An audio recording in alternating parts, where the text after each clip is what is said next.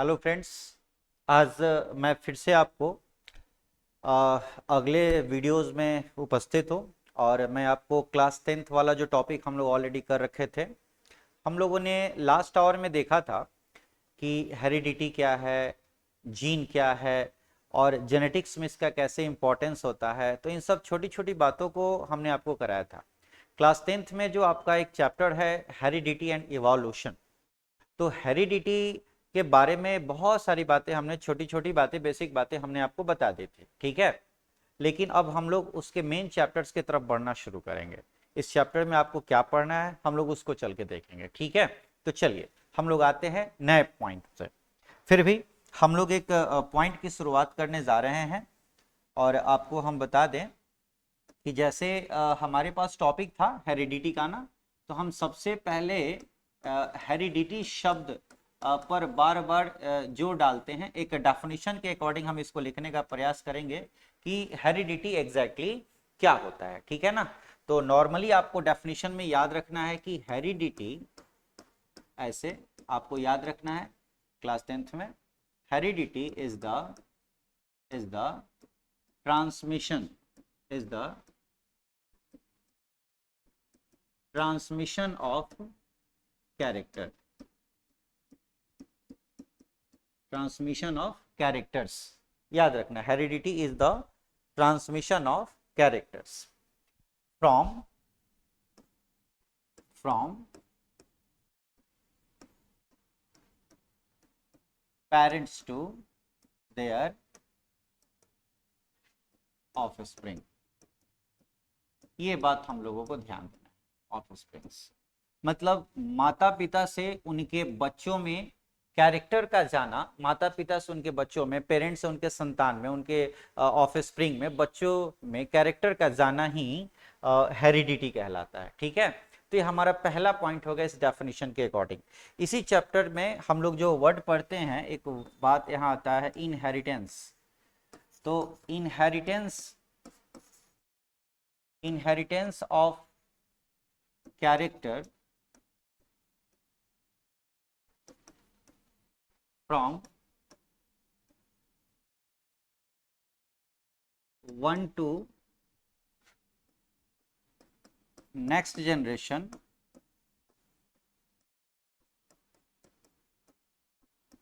is also called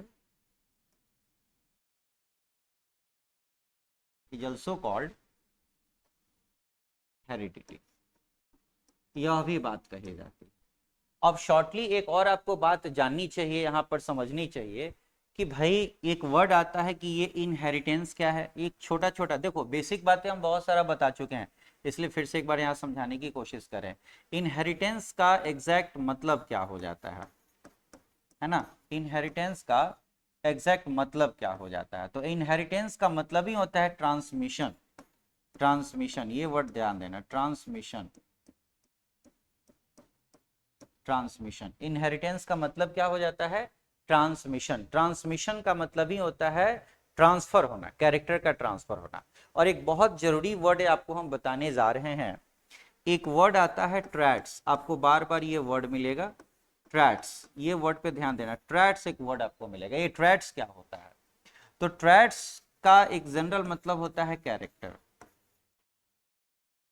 traits का एक general मतलब क्या होता है, कैरेक्टर। तो कहते हैं वह कैरेक्टर, वह गुण जो एक से नेक्स्ट जनरेशन में जाता है, पेरेंट से ऑफस्प्रिंग में जाता है, माता पिता से उनके बच्चों में जाता है, ऐसे कैरेक्टर्स को हम लोग ट्रैट कहते हैं, है ना। तो ट्रैट का मतलब क्या होता है कि characters that is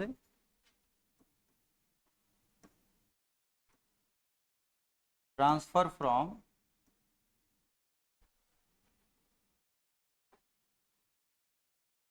one two next generation.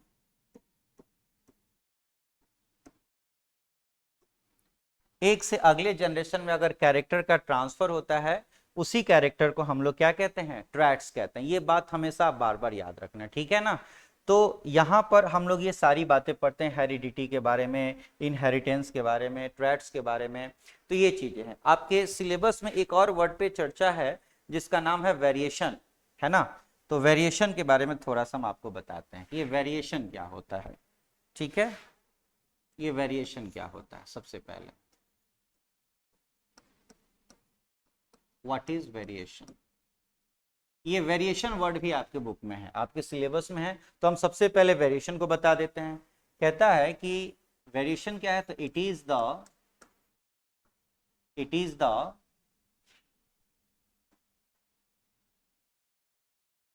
Degree of differences.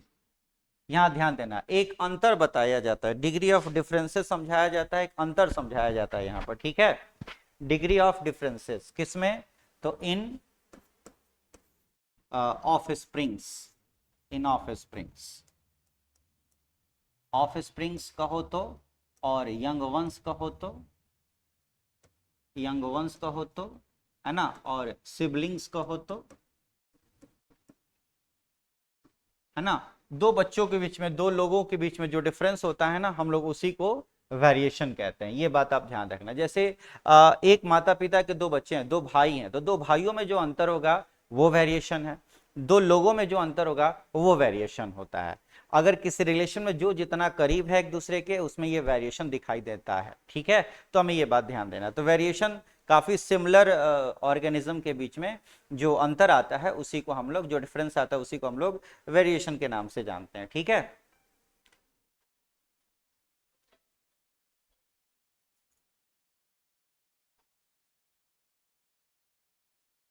चलो अब इससे आगे हम लोग समझने का प्रयास करते हैं। ठीक है, वेरिएशन हो गया। वेरिएशन के बाद जब हम लोग चलते हैं तो हम जिस टॉपिक पे स्टडी कर रहे हैं उसका नाम है genetics.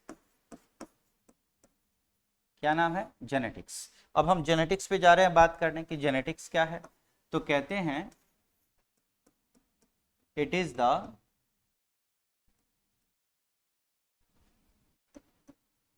branch of biology, it is the branch of biology in which we study about genes, और ना करो एंड कर दो, एंड इट्स रिलेटेड फिनोमेना। ठीक है, हम लोग इसको कहते हैं जेनेटिक्स। तो जेनेटिक्स जो होता है बायोलॉजी का ही एक ब्रांच होता है जिसमें हम लोग जीन के बारे में पढ़ते हैं और उससे रिलेटेड फिनोमेना के बारे में पढ़ते हैं। तो ब्रांच ही है बायोलॉजी का ये। या फिर एक और वर्ड कह सकते हो कि, एक और वर्ड में है कि study of heredity and variation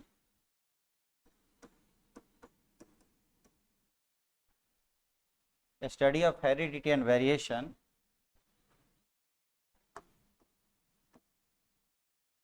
is called genetics। ठीक है, ये भी हम लोग समझ सकते हैं। ठीक है, अगर हम हेरिडिटी और वेरिएशन का स्टडी करते हैं तो इसको भी हम लोग जेनेटिक्स के नाम से जानते हैं। तो ये जेनेटिक्स जो होता है बायोलॉजी का ही एक पार्ट होता है। आपके सिलेबस में एक छोटा सा हिस्सा पढ़ना है जेनेटिक्स का। एक ही बात आपको पढ़ना है जेनेटिक्स में कि हाँ भाई ट्रांसफर कैसे होता है, कैरेक्टर के ट्रांसफर होने की स्टोरी जो है बहुत अच्छे से समझनी होती है, जिसके बारे में सबसे पहले बताए थे कौन, G.J. मेंडल। पूरा नाम था ग्रेगर जॉन मेंडल। तो ग्रेगर जॉन मेंडल ने सबसे पहले जेनेटिक्स के बारे में समझाया था। ठीक है, तो हम लोग उसी को, जेनेटिक्स के फादर भी उन्हीं को कहते हैं, यानी फादर ऑफ जेनेटिक्स कौन है, तो G.J. मेंडल ही है। ये बात आप याद रखना। एक पॉइंट आता है फादर ऑफ जेनेटिक्स। ठीक है, तो फादर ऑफ जेनेटिक्स कौन है, फादर ऑफ जेनेटिक्स कौन है, G.J. Mendel, G.J. मेंडल। ठीक है, इन्हीं को फादर ऑफ जेनेटिक्स कहा जाता है। ठीक है, तो जीजे मेंडल के बारे में थोड़ी सी जानकारी हम लोग लेंगे और फिर उसके बाद हम लोग पढ़ेंगे कि इन्होंने कैसे कोई एक्सपेरिमेंट किया था और कैसे इन्होंने बताया था कि कैरेक्टर जो है ट्रांसफर होता है। हाँ, एक जरूरी बात बता दें हम कि जे मेंडल ने सीधे सीधे ह्यूमन बींग या किसी एनिमल पर नहीं बताया था, इन्होंने प्लांट को लेकर समझाया था कि भाई कैरेक्टर कैसे ट्रांसफर होता है, ठीक है ना। तो वहां से हम लोग शुरुआत करते हैं। तो थोड़ा हम आपको समझा दें एक पॉइंट में कि ये साहब हैं जीजे मेंडल, इन्हीं का नाम है जीजे मेंडल, ग्रेगर जोहान मेंडल इनका पूरा नाम है। ये फादर ऑफ जेनेटिक्स कहलाते हैं। पूरा नाम क्या है भाई? Gregor John Mendel, Johan Mendel भी इनको कहा जाता है, ग्रेगर जॉन मेंडल, ये इनका पूरा नाम है, ग्रेगर जॉन मेंडल। ये बात आप इनको याद रखना। कॉल्ड फादर ऑफ जेनेटिक्स, ये क्या कहलाते हैं? ये कहलाते हैं फादर ऑफ जेनेटिक्स। इन्होंने ही सबसे पहले ये समझाने का प्रयास किया था कि भाई कैरेक्टर जो है ट्रांसफर होता है। तो थोड़ी सी जानकारी हम जीजे मेंडल के बारे में बता दें। कहते हैं कि जीजे मेंडल का जो जन्म हुआ था, बर्थ हुआ था, ठीक है, जीजे मेंडल का जो जन्म हुआ था वो 1822 में, 1822 में जीजे मेंडल का बर्थ हुआ था। फिर उसके बाद समझाया क्या गया, इनकी मृत्यु कब हुई थी? इनकी मृत्यु कब हुई थी? कहते हैं 1884 में, 1884 में इनकी मृत्यु हुई थी, डेथ हुई थी, ठीक है। और इनके बारे में बहुत सारी बातें थी। ये एग्जैक्टली बाय प्रोफेशन तो बहुत कुछ इन्होंने करा। वैसे ये मॉन्क थे, इनका प्रोफेशन क्या था? ये प्रोफेशन है ना, ये पेशे से मॉन्क थे, मॉन्क है ना, मॉन्क। और कहाँ थी ये monk? Monk in Saint Thomas, Saint Thomas church में। कहाँ है? इन ब्रून, ब्रून शहर में है। ये ब्रून कहाँ था? ऑस्ट्रिया में। ये इनके बारे में है। वैसे ये टीचर्स भी रहे हैं। इनके स्टडी की बात करें तो इन्होंने स्टडी किस बात की थी? तो इन्होंने स्टडी अबाउट बॉटनी, ये बॉटनी पढ़ाई किए थे, बॉटनी है ना। बॉटनी के अलावा इन्होंने फिजिक्स की पढ़ाई की थी, फिर इन्होंने फिलॉसफी की भी पढ़ाई की थी, और भी बहुत सारे सब्जेक्ट इन्होंने पढ़ाई करा था। और ये टीचर भी बने थे, ये टीचर भी थे, वॉज अ टीचर ऑल्सो।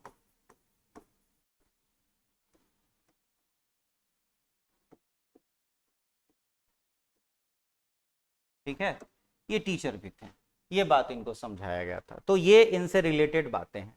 तो ग्रेगर जोहान मंडल से रिलेटेड ये कहानी है। इन्होंने ही सबसे पहले इस बारे में बताया, सोचा, समझा, ठीक है। और इन्होंने अपना एक्सपेरिमेंट एक प्लांट पर दिया था जिसका नाम था पी प्लांट। इनका एक्सपेरिमेंटल मटेरियल क्या था? थोड़ा सा आते हैं इस पर, इनके एक्सपेरिमेंटल मटेरियल पर आते हैं। इन्होंने एक्सपेरिमेंट किया था, एक्सपेरिमेंटल, एक्सपेरिमेंटल मटेरियल, जिस चीज पर इन्होंने रिसर्च किया था, जिस चीज पर इन्होंने रिसर्च किया था उसी को हम एक्सपेरिमेंटल मटेरियल कहते हैं। और वो था पी। पी, मटर नाम सुने होंगे आप लोग, मटर कहते हैं पी, जिसका साइंटिफिक नेम क्या है? साइंटिफिक नेम क्या है मटर का? पाइसम सटाइवम,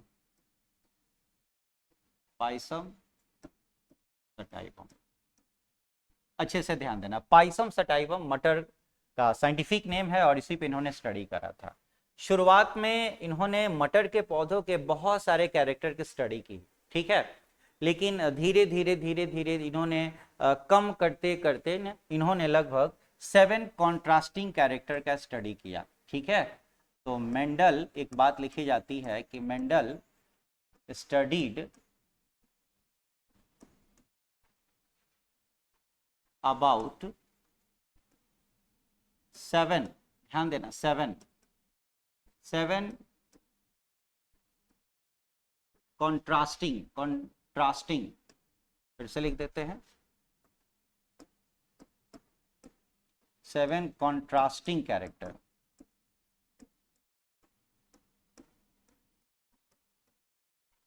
7 कॉन्ट्रास्टिंग कैरेक्टर्स के बारे में इन्होंने स्टडी किया था।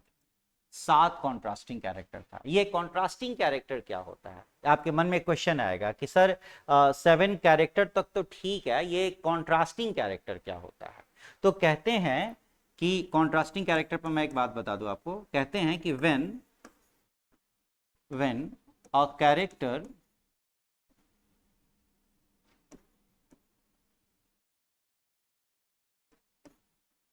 Character is found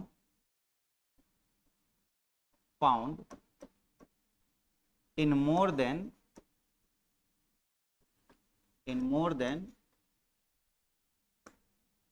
one form, यानी एक से ज्यादा रूपों में जब कोई कैरेक्टर मिलने लगे तो ऐसे कैरेक्टर को हम लोग कॉन्ट्रास्टिंग कैरेक्टर कहते हैं।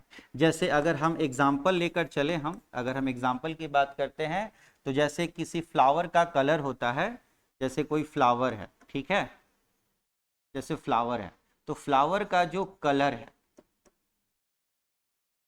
ये फ्लावर का जो कलर है अगर मान लेते हैं 2 फॉर्म में मिले, जैसे रेड फॉर्म में मिले, व्हाइट फॉर्म में मिले,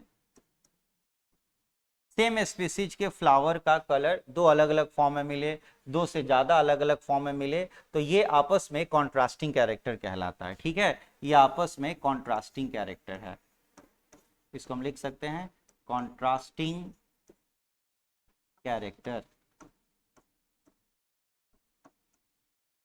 ऑफ फ्लावर। ठीक है, तो यहां पर आपको याद रखना होगा, कॉन्ट्रास्टिंग कैरेक्टर के बारे में स्टडी किया था जो कि पेयर में था, है ना। तो Mendel studied about 7 contrasting character are in pair, ये बात भी लिखना चाहिए, आर इन पेयर्स।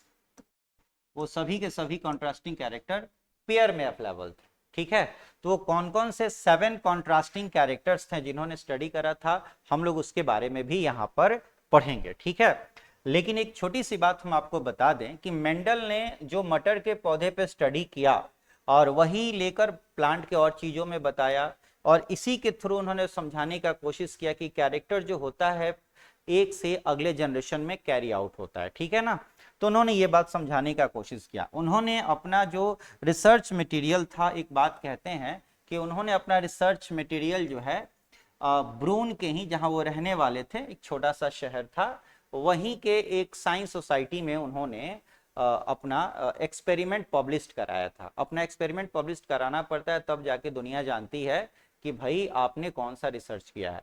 फ्यूचर में जब आप पढ़ाई करेंगे, रिसर्च के फील्ड में जाएंगे, तो बहुत सारी ऐसी संस्था होती है, पहले ऐसा नहीं था, अब तो बहुत सारी ऐसी संस्था है, नेशनल है, इंटरनेशनल है, कि जो आपने रिसर्च किया है उसको पब्लिश कराना होता है, तभी दुनिया को पता चलता है कि आपने ये रिसर्च किया है। ठीक है, जिससे किसी को फायदा या नुकसान तो नहीं कह सकते, फायदा ही होता है, रिसर्च का फायदा ही होता है। ठीक है ना, ये बात समझी जाती है। ठीक है, तो चलिए हम आपको एक छोटी सी बात यहाँ पर आपको हम बता दें कि उन्होंने 1865 में जो एक्सपेरिमेंट किया था, उनके एक्सपेरिमेंट का जो नेम था, एक्सपेरिमेंट नेम, उनका एक्सपेरिमेंट कब हुआ? 1865 में। तो एक्सपेरिमेंट क्या था, उसकी उनके एक्सपेरिमेंट का एक नाम आता है, तो हम आपको नाम बता देते हैं। तो एक्सपेरिमेंट्स इन प्लांट हाइब्रिडाइजेशन ये कहा जाता है। Experiment in plant hybridization, experiment in plant hybridization, ये इनके एक्सपेरिमेंट का नाम था। ठीक है, इनके एक्सपेरिमेंट का नाम यही था, प्लांट हाइब्रिडाइजेशन, जो 1865 में हुआ था। और इन्होंने अपना एक्सपेरिमेंट पब्लिश किया था ताकि दुनिया जाने। एक्सपेरिमेंट जो है पब्लिश्ड हुआ, एक्सपेरिमेंट इनका पब्लिश्ड हुआ। कब पब्लिश्ड हुआ था? तो 1866 में। 65 में एक्सपेरिमेंट फाइनल हुआ और 66 में इनका एक्सपेरिमेंट पब्लिश्ड हुआ। कहाँ पब्लिश्ड हुआ? तो जहां वो रहते थे, ब्रून में, ऑस्ट्रिया में, नॉट ऑस्ट्रेलिया, ऑस्ट्रिया में, है ना। तो वहां पे एक छोटी सी साइंस सोसाइटी थी जिसका नाम है history of natural science society, है ना। उसका पूरा नाम था ब्रून नेचुरल साइंस सोसाइटी। ठीक है, तो एक्सपेरिमेंट पब्लिश कहाँ हुआ था? In Brunn natural science society, Brunn natural science society, ये वैसी संस्था थी जहां पर एक्सपेरिमेंट इनका पब्लिश्ड हुआ था। ठीक है, लेकिन एक बहुत बड़ी बात, छोटा सा शहर, छोटी सी बात, और समय से पहले की बात है ना, समय से पहले की बात। इनकी मृत्यु हो गई 1860 इनकी मृत्यु हो गई, डेथ हो गया 1884 में, without recognition, without recognition of his experiment, without recognition his experiment, उनके एक्सपेरिमेंट का बिना कोई पहचान मिले जो है उनका जो है डेथ हो गया। ठीक है, यानी उनके एक्सपेरिमेंट को किसी ने समझा ही नहीं, उनके एक्सपेरिमेंट को किसी ने माना ही नहीं। ठीक है ना, अब एक्सपेरिमेंट होने के बाद अब तो ये मर गए, लेकिन इनकी कहानी ठीक से किसी ने समझी नहीं, जानी नहीं, पर्सनालिटी में भी कमी थी, ऐसी बहुत सारी कहानियां थी जिसकी वजह से इनका एक्सपेरिमेंट बहुत सारे लोगों को समझ में ही नहीं आया। या एक बहुत बड़ा रीजन ये भी बताया जाता है कि इनका एक्सपेरिमेंट समय से पहले था। ठीक है ना, तो फिर इनकी कहानी आगे से शुरुआत होती है, और एक बात कही गई कि इनका एक्सपेरिमेंट जो था ना इन 1900 ऐसे समझो कि आफ्टर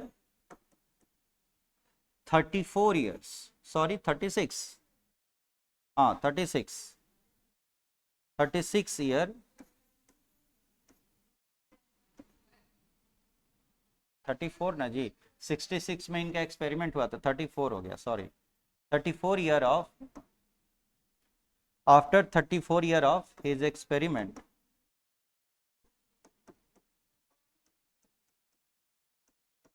मतलब इनके एक्सपेरिमेंट के लगभग 34 साल बाद और इनके मरने के लगभग 16 साल बाद, या यूं कहो and after 16 years of death, यानी इनके मरने के लगभग 16 साल बाद 1900 में तीन अलग अलग साइंटिस्ट लोगों ने मिलकर इनके एक्सपेरिमेंट को फिर से समझाने का कोशिश किया था, और तब जाके हम आज सब लोग जान पाते हैं कि मेंडल ने कोई एक्सपेरिमेंट भी किया और मेंडल ने कुछ बातें भी बताई थी। ठीक है, वो तीन साइंटिस्ट जो थे उनका नाम हम आपको बता देते हैं। 3 साइंटिस्ट कौन कौन थे जिन्होंने इनके बारे में बताया। ठीक है, वो 3 साइंटिस्ट का नाम हम बता देते हैं।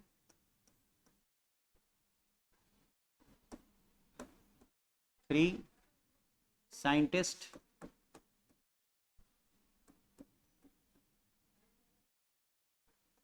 आर, फर्स्ट थे ह्यूगो डिवेरिस, है ना, दूसरे थे कार्ल कॉरेन, और तीसरे थे एरिक वॉन। शॉर्टली नाम इनका बताया गया है। ये तीन वो साइंटिस्ट थे जिन्होंने मेंडल के रिसर्च को फिर से रिसर्च किया, है ना। इन्होंने क्या किया, they again research of Mendel's experiment. Mendel के एक्सपेरिमेंट को उन्होंने फिर से ढूंढा, ठीक है, और तब बताया कि मेंडल ने क्या कहा था। यानी मेंडल जो बात बताए, जिस समय बताए, उस समय लोगों ने इस बात को समझा नहीं, फिर मेंडल की बातों को बाद में लोगों ने समझा, जो बाद में समझाया गया अलग अलग साइंटिस्ट के द्वारा। ये 3 साइंटिस्ट थे, नाम था ह्यूगो डिवेरिस, कार्ल कॉरेन एंड एरिक वॉन, तो इनके द्वारा बात बताई गई। अब एग्जैक्टली मेंडल ने पाइसम सटाइवम या मटर के पौधे पर क्या स्टडी किया था, उसको लेकर हम पढ़ने चलते हैं। तो शुरुआत हमारी कहानी होती है मटर के पौधे से ही, और वो मटर के पौधे पर क्या वो चीजें बताने की कोशिश किए थे, हम लोग उसको भी देखने का प्रयास करेंगे। ठीक है, उसको भी हम लोग देखने का प्रयास करेंगे।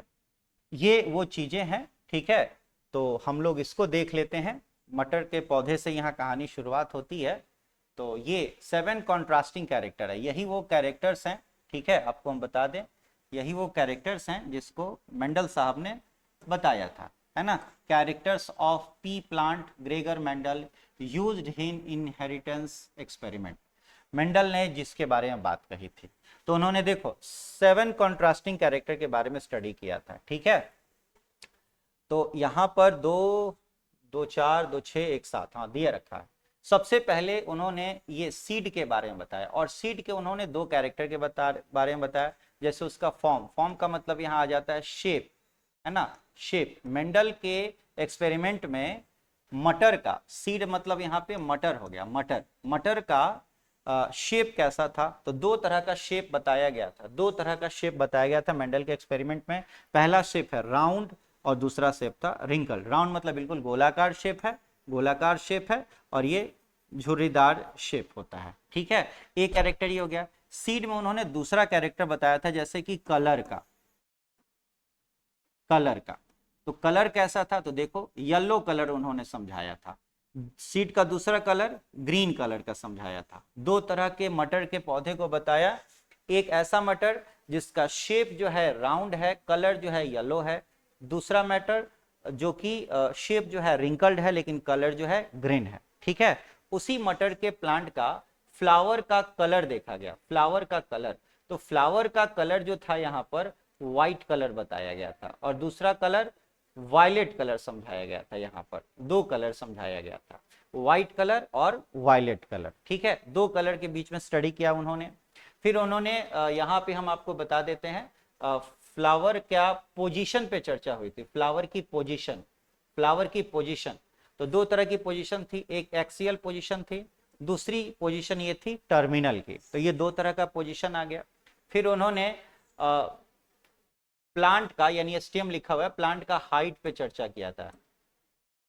ठीक है, प्लांट का हाइट यानी उसका साइज कैसा कैसा है। तो एक लॉन्ग साइज था, एक शॉर्ट साइज था, है ना। एक लॉन्ग साइज था जिसको टॉल भी कहते हैं, यहाँ टॉल भी कहते हैं, और शॉर्ट को हम लोग ड्वार्फ भी कहते हैं, बौना, है ना।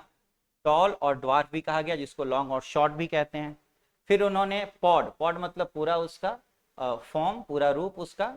तो एक पूरा फुल फॉर्म था, शेप उसका, शेप जो था यहाँ पर पॉड का शेप कह लो, है ना। छिम्मी समझते होगे अपने यहाँ, छिम्मी। तो पूरा उसी का शेप फुल शेप में था। दूसरा कंस्ट्रिक्टेड शेप था, यानी मुरझाया हुआ शेप था। ऐसे हम लोग पढ़े थे। फिर उन्होंने एक और पॉड की बात की, तो पॉड के उन्होंने कलर की बात की। तो पॉड का कलर कैसा था, येलो है, और दूसरा कलर कैसा था, ग्रीन था। तो ऐसे ऐसे यहाँ पर बातें हुई। तो हम लोग ऐसे 7 कैरेक्टर, 1 2 3 4 5 6 7, ऐसे 7 कैरेक्टर्स के बारे में पढ़े थे। हर वो कैरेक्टर अपने 2 रूपों में अवेलेबल है। तो इसको हम लोग यहाँ पर लेकर चले थे। ठीक है, और हम आपको बता दें, आपको हम बता दें अच्छे से कि इनको यहाँ पर इन्होंने ऐसे 2 पार्टों में बांट भी दिया था। इसको यहाँ पर 2 पार्ट में इन्होंने बांट दिया था। ठीक है, ये 2 पार्ट में बांट दिया था। इस 2 पार्ट में बांटने के बाद एक बात क्या समझाई गई कि ये जो शुरुआत वाला जो पार्ट था इसको डोमिनेंट माना गया, डोमिनेंट। और ये दूसरा वाला जो पार्ट था इसको रेसेसिव माना गया। यानी ये कंप्लीट ऊपर वाले को डोमिनेंट कैरेक्टर माना गया और दूसरे वाले को रेसेसिव कैरेक्टर माना गया। पीछे के टॉपिक में हम आपको डोमिनेंट कैरेक्टर क्या होता है, रेसेसिव कैरेक्टर क्या होता है, इसके बारे में हम आपको बता चुके हैं। वैसे फिर से जान लीजिए, आगे फिर भी पढ़ना है कि वह कैरेक्टर जो दिखाई दे, है ना, वह कैरेक्टर जो आपको दिखाई दे, प्रभावी हो, उसको हम डोमिनेंट कैरेक्टर कहते हैं, है ना। और जो कैरेक्टर हिडन हो, छिपा हुआ हो, जो दिखाई नहीं दे, उसे हम लोग रेसेसिव कैरेक्टर कहते हैं। तो हम लोग इसके बारे में फिर से आगे पढ़ेंगे कि डोमिनेंट कैरेक्टर क्या है, रेसेसिव कैरेक्टर क्या है, तब जाके हम लोग इसके बारे में अच्छे से पढ़ेंगे। ठीक है, तो ये मेंडल के रिसर्च को लेकर हमारी सारी बातें हैं। इसको आप अच्छे से देख सकते हो, समझ सकते हो, पढ़ सकते हो। फिर इसके बाद की जो बातें हैं कि मेंडल ने कैसे एक्सपेरिमेंट किया था, कैसे चीजों को बताया था, फिर हम लोग अगली क्लास में इसको हम लोग देखेंगे। तब तक के लिए इस बात को अच्छे से ध्यान करें, रिवीजन करें, स्क्रीनशॉट लेके आप अपना नोट्स बना सकते हैं। और इस टॉपिक में अगर आप आगे करना चाहते हैं तो इसके लिए इस चैनल को जो लाइफ साइंस बायोलॉजी के नाम से है, इसको आप लोग सब्सक्राइब कीजिए, लाइक कीजिए, ताकि आगे आपकी वीडियोस मिलते रहेंगी। और ऐसे करते करते हम लोग क्लास 10th के सारे चैप्टर्स का सब वीडियो आपको एक साथ प्लेलिस्ट में मिल जाएगा। तो चैनल में जाकर देखें, आपके एग्जाम के लिए बहुत फायदेमंद है, इसको अच्छे से पढ़ाई करें। ठीक है, थैंक यू।